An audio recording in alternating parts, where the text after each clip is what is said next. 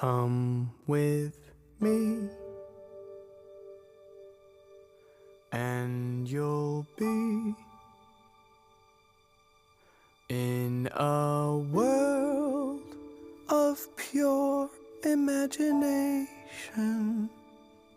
Reach out, touch what was once just in your imagination.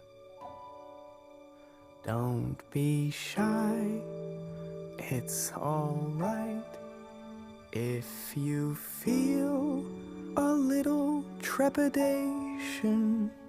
Sometimes these things don't need explanation.